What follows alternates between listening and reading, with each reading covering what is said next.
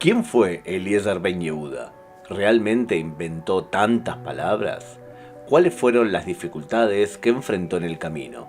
¿De qué forma fue apoyado por las esposas que convivieron con él? ¿Cómo puede ser que una persona se haya convertido en tan importante para el Israel moderno cuando esa misma persona dijo: sobre dos cosas yo me arrepiento toda la vida y no logro encontrar consuelo? No he nacido en Jerusalén y tampoco en la tierra de Israel. Y mi habla, desde el momento que me transformé en un alma susurrante, no ha sido en el idioma hebreo.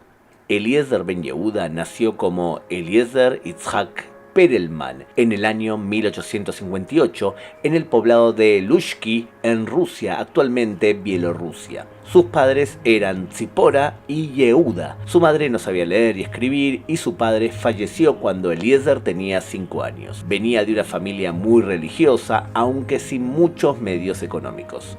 Cuando llegó a su bar mitzvah, fue enviado a una escuela dirigida por un joven rabino muy carismático de nombre Rabbi Yossi Bloiker. El rabino lo adoptó como su alumno estrella. Juntos estudiaban leyes religiosas, aunque un día su maestro le presentó un libro diferente, un pequeño cuaderno de gramática titulado Zohar Ateivá, el esplendor del cofre. El rabino le dijo que para entender la Torá era importante estudiar el idioma de los textos sagrados. El rabino no solamente siguió enseñándole hebreo, sino que le abrió los ojos a la literatura hebrea. Entre otras cosas, leyó Robinson Crusoe traducido al hebreo. Estuvo poco tiempo en esa yeshiva porque se tuvo que mudar a la casa de su tío. El problema era que este hombre se oponía duramente al iluminismo, por lo que trató de prohibir que Eliezer estudiase gramática hebrea. Hebreo, decía el tío, solo para rezar. La vida de Ben Yehuda cambió cuando comenzó a visitar la casa de un vecino, un hombre llamado Shlomo Naftali Yunas. Yunas era un hombre que cumplía las mitzvot, era religioso, era muy culto y con una amplitud intelectual enorme. Un hombre de negocios exitoso que amaba el mundo del conocimiento y que poseía una biblioteca muy rica en su casa. Una de sus hijas, Débora, tenía la misma edad que Eliezer, por lo que no solamente estudiaban juntos, sino que se enamoraron. Eliezer no se quedó en la ciudad. Un día decidió que lo mejor para él era seguir estudiando la secundaria. Para poder hacer eso se tenía que volver a mudar. Él y Débora acordaron que ella lo iba a esperar hasta que se recibiese. A los 15 años, Eliezer partió para estudiar en París. Allí terminó el secundario y se anotó para seguir medicina. A sus 20 años estaba en la ciudad de las luces, en donde se hace amigo de un periodista ruso que lo anima a escribir sus pensamientos en un diario judío. Existen diarios hebreos, ve y publica tus ideas en uno de esos diarios, le dijo su amigo. Eliezer aceptó el desafío y a los 22 años publica su primer artículo en el diario Ashahar, El Amanecer. Su primer texto lo tituló La pregunta del por qué no ahora. Argumentaba un principio muy simple. Para que los judíos fuesen considerados un pueblo debían hablar un único idioma. Es cierto, existen varios pueblos que hablan muchos idiomas como los suizos o los belgas, pero Eliezer decía que los judíos podían llegar a ser un pueblo vivo realmente únicamente cuando regresase al idioma de sus antepasados y cuando comiencen a utilizarlo de una forma concreta, en la vida terrenal a todas horas. En ese mismo texto, utiliza alternativas para palabras extranjeras en el idioma hebreo. En lugar de la palabra comunistas, por ejemplo, escoge utilizar Baalei Ashutafut, los que comparten. Más tarde utilizará la palabra Shatfanut, los compartidores, como reemplazo de la palabra comunistas. Este fue el primer gran aporte de Eliezer Ben Yehuda, señalar que el idioma hebreo debía ser parte fundamental de la identidad nacional. En ese mismo texto se presenta por primera vez con un nuevo nombre. En vez de firmar con su nombre original, escoge el apodo Ben Yehuda, hijo de Judea, su pueblo, el pueblo judío, y también hijo de Yehuda, su padre, que así se llamaba. Ben Yehuda comprendió que los judíos necesitaban dos cosas para ser un pueblo, una tierra y un idioma. Pero un pueblo que había abandonado su lengua parlante iba a ser capaz de volver a utilizarla. Él creía que sí, si las personas individualmente volviesen a utilizar el idioma, ellos serían capaces de arrastrar a otras personas más. Sin embargo, con respecto al propio idioma, Ben Yehuda no estaba tan seguro. En hebreo faltaban tantas palabras. ¿Cómo iba a ser posible volver a utilizarla para la vida diaria? ¿Qué hizo entonces? Comenzó a hacer una lista de las palabras hebreas que eran necesarias para poder hablar. Se ayudó de Masejet Keilim, de la Mishnah, para encontrar palabras para utensilios y otras cosas. Lo que falta puede ser llenado, y por eso un día decidí que esa carencia sería completada por mí. La lista fue creciendo y fue de hecho el inicio del diccionario, y cuando la lista creció un poco la quise llamar con un nombre breve. No encontré calma usando el término cotidiano, libro de palabras, Sefer Milim. Por lo que, tras pensarlo varios días, tuve un destello repentino frente a mis ojos para una nueva palabra. Lo voy a llamar Milón, diccionario, dijo. Ben Yehuda era un joven enfermo de tuberculosis, una dolencia que por aquellos años empeoró. Él no podía seguir estudiando medicina y tampoco podía hacer las prácticas en el hospital, por lo que se vio obligado a reconsiderar sus planes. Por eso, se dirigió a Karl Netter, el fundador de la escuela agrícola Mikve Israel, para que lo ayudase a entrar al curso para maestros de hebreo en la escuela Kol Israel Haverim de Francia. Sin embargo, no pudo estudiar mucho porque su tuberculosis empeoró. En el hospital se hizo amigo de un judío de Jerusalén, una persona que se había quedado ciega de ambos ojos. Él le contó a Ben Yehuda que los habitantes judíos de la ciudad capital, sefaradim, ashkenazim, árabes, georgianos y otros, hablaban entre ellos en el idioma del país del cual cada uno había llegado. Pero cuando se encontraban unos con otros, ellos se veían obligados a hablar en el idioma sagrado, ya que era el único idioma compartido por todos. Eso reforzó mi fe en el renacimiento del idioma en la tierra de Israel, pensó. Cuando estaba por mudarse a Israel, en 1881, reapareció su novia, Débora. Él tenía miedo que la vida en Israel fuese demasiado difícil para ambos. Decidió entonces enviarle una carta a su padre, a Yunas. Le pidió que le contase todo lo malo que portaba en su espíritu y alma, y que se disculpase en su nombre por el hecho que ella lo había esperado durante tanto tiempo. Sin embargo, Débora rechazó la idea de separarse. Sin dudarlo, se presentó en la casa de su novio con la maleta, lista para irse con él. Decidieron casarse y mudarse a la tierra de Israel, que en esos momentos era el Imperio Otomano. Jan Israel, el dueño del diario Habatzelet, Israel Dov Fromkin, que había publicado los artículos de Ben Yehuda, le ofrece un trabajo muy mal pago como editor. En 1882 publica su primer artículo en la tierra de Israel. Sus textos enojaban a muchos judíos ortodoxos de Jerusalén, y no solo porque pedía hablar hebreo en el día a día.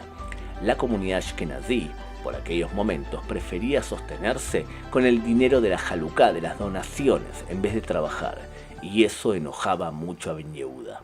En Tu B'Av, 1882, o sea, el 31 de julio de 1882, se funda la primera Moshavá del nuevo asentamiento judío en Israel, Rishon LeZion. En Rishon LeZion amaban a Eliezer Ben Yehuda. De forma casual, casi milagrosa, el mismo día de la fundación de Rishon, nace el niño que se transformaría en el primer bebé hebreo, el hijo primogénito de Eliezer y Débora Ben Yehuda. Eliezer y Débora criaron a su hijo en la pureza del idioma hebreo. Cuando nació el niño, Eliezer le quería poner de nombre Eber, es decir, el primer personaje bíblico que habló hebreo, pero Débora prefería el nombre Itamar. Al final, ellos decidieron llamarlo Ben-Zion, un nombre que expresaba el hecho que se trataba del primer niño hebreo que hablaba en el idioma hebreo, y también el hecho que había nacido en conjunto con la primera Moshavá hebrea, Rishon LeZion. Eliezer se preocupaba seriamente que el niño no escuchase ninguna palabra fuera del idioma hebreo. ¿Cómo lo hacía? Simple. Encerraban en la casa al pequeño Ben-Zion. El problema era que el niño no hablaba, no en hebreo ni en ningún otro idioma. Hasta la edad de 3 años no pronunció palabra. Débora estaba preocupada. Ella se sentía sola y extrañaba a su familia en Rusia. Cierta noche comenzó a cantarle a Ben-Zion una canción de cuna rusa. Eliezer entró al cuarto justo en plena sinfonía y montó en cólera. «Estás destruyendo todo nuestro proyecto», le gritó. Pero el duro evento se transformó en un punto de inflexión. «Padre», dijo de pronto el niño. «No enojarse. Padre, no enojarse de madre». Los padres estaban estupefactos. Ben-Zion hablaba por primera vez y lo hacía en hebreo. Cuando cumplió 4 años nació su hermano, el segundo hijo de Eliezer y Débora, Abihail, y un año más tarde nació una hija, Yemina. En 1884, Ben Yehuda decide abrir su propio periódico, Atzvi, el Ciervo, en donde publicaba artículos contundentes en favor de la utilización del idioma hebreo y mostraba su oposición a las conductas del público ortodoxo, y estos, como respuesta, lo calificaban de loco y se alejaban de él totalmente. La situación económica de la familia siguió desmoronándose. La peor noticia fue que Débora se contagió de la tuberculosis de su esposo Eliezer. Ella logró sobrevivir algunos años más e incluso trajo al mundo una bebé de nombre Atará, pero en el año 1891 falleció. Eliezer se quedó solo con 5 hijos pequeños. A los pocos años explotó una pandemia de difteria en Jerusalén. Abihail y Atará también fallecieron. La hermana menor de Débora, Beile, que vivía en Rusia, se ofreció para ayudarlo a criar a los hijos, por lo que emigró a Israel, cambió su nombre a Hemda, y un año más tarde ella y Eliezer se casaron. Tuvieron otros 6 hijos, de los cuales 2 fallecieron. En un libro que escribió, Hemda relató que Eliezer trabajaba hasta largas horas de la noche y que dormía poco. Eliezer entonces le pedía a ella que lo reemplazase leyendo periódicos y nuevos libros para que le contase lo que estaba sucediendo en el mundo sin que él tuviese que perder ningún momento de trabajo. Tras el primer congreso sionista, Ben Yehuda logra reunirse con Teodoro Herzl, el creador del movimiento. En relación con el idioma, las opiniones eran dispares. Herzl pensaba que en la tierra de Israel iban a hablar alemán y otros idiomas internacionales. Sí, Herzl recibía clases particulares de hebreo, aunque descartaba la posibilidad que fuese este el idioma oficial del futuro Estado judío. Frente a Herzl, Ben Yehuda exigía transformar el hebreo en el idioma de la enseñanza para los maestros en los colegios hasta el punto que se enseñase todas las materias únicamente en hebreo.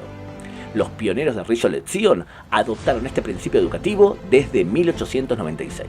Como parte de su trabajo en favor de los maestros hebreos, Ben Yehuda conformó la Comisión del Idioma Hebreo, Ba'ad Halashon Ha'ivri, para implementar el hebreo en todos los ámbitos de la vida, en la casa, en el colegio, en la vida pública, en el comercio, en el arte y en las ciencias. La Comisión para el Idioma Hebreo funciona hasta nuestros días. En 1953, tras la independencia del Estado de Israel, se fundó la Academia del Idioma Hebreo, que es la organización oficial y nacional que continúa las tareas de la Comisión para el Idioma Hebreo de Eliezer Ben Yehuda. En 1913 explotó una dura divergencia alrededor del idioma de enseñanza en el Technikum, el Instituto Superior para los Estudios Técnicos y Reales, la institución que con el paso del tiempo se convirtió en lo que hoy conocemos como Technion. La universidad quería estudiar en alemán. Ellos argumentaban que en hebreo no existían suficientes palabras acordes para esos estudios técnicos y las ciencias exactas. Ben Yehuda, por supuesto, se opuso a eso. Esto se conoció como la Guerra de los Idiomas y concluyó con un triunfo enorme para los hebreos. El hebreo se transformó en un idioma tan fuerte que con el comienzo del mandato británico sobre Israel, tras la Primera Guerra Mundial, los británicos reconocieron al hebreo como idioma oficial de la tierra de Israel, en paralelo al árabe y al inglés. El primer diccionario de Ben Yehuda se transformó en un proyecto enorme con 16 tomos. Solamente algunos de estos se publicaron durante su vida. La mayoría de las palabras que enarboló o que inventó se sustentaban en la antigua lengua hebrea. A veces tomaba palabras bíblicas como por ejemplo ekdaj, arma, o tashbetz, crucigrama, y la adaptaba en su significado al idioma moderno. De vez en cuando tomaba de la fuente las palabras y creaba una nueva como rakevet, tren, o glida, helado. En algunas ocasiones lo que hizo fue crear fusiones, como la palabra reinoa, cine, que de hecho es la palabra que se utilizaba en las primeras versiones del cine, y de vez en cuando componía variaciones hebreas de palabras extranjeras como ser bubá, muñeca, que provenía del árabe bubu. También al tomate quería llamarlo con una palabra proveniente del árabe, badora, como bandora, pero justamente esa palabra no fue aceptada. Este es el momento de señalar que muchas de las palabras que propuso no fueron aceptadas. La palabra fósforo, hoy gafrur, él quería llamarlo madlik, encendedor, y para piano, que se dice hoy psanter, Ben Yehuda proponía makoshit. De hecho, solamente 220 palabras que inventó fueron captadas en el idioma moderno, una cantidad considerablemente menor a las palabras aportadas por el poeta Haim Nachman Bialik.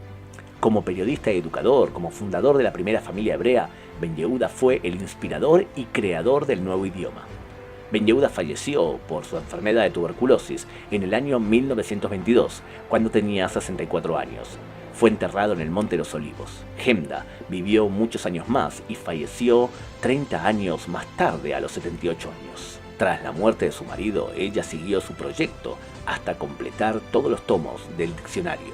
Todos nosotros, de hecho, Somos hijos e hijas de Ben Yehuda. Todo aquel que habla hebreo, que estudia hebreo, cristaliza en sus acciones, sus sueños y su visión. Cada palabra en hebreo que decimos y cada libro en hebreo que nosotros leemos y cada clase en hebreo que estudiamos es un testimonio que la cruzada de Eliezer Ben Yehuda tuvo éxito.